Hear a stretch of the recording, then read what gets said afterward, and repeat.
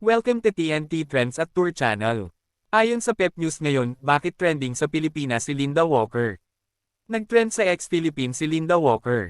Pero sino nga ba si Linda Walker? Siya ang bagong karakter na kinagigiliwan ng mga Pilipinong nahihilig sa panonood ng Chinese vertical drama. Si Linda Walker ang pangunahing tauhan sa The Heiress Who Won with Brains, ang short Chinese drama na viral sa TikTok, YouTube, at Dailymotion.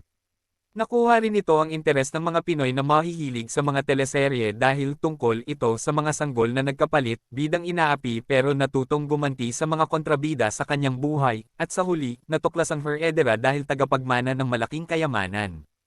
The Chinese actress WHO plays Linda Walker. Ang Chinese actress na si Zhang Yingfei, 21, ang gumanap na Linda Walker sa phenomenal short Chinese drama na may original English title na The Real Heiress. She is a top student. Nagtapos si Zhang ng pag-aaral sa Central Academy of Drama. Nag-umpisa naman ang kanyang acting career noong 2024. Naging mabilis ang pagsikat niya nang magbida siya sa The Heiress Who Won with Brains. Lin Siwang ang Chinese name ng karakter ni Zhang.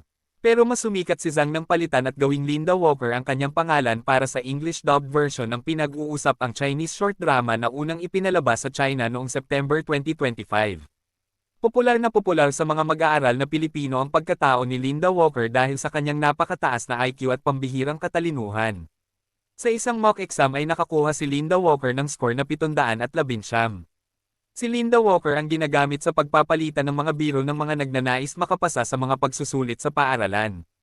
Please don't forget to subscribe TNT Trends and Tour channel, click the notification bell to notify you in our next video, please like and share at comment down below. Thanks for watching.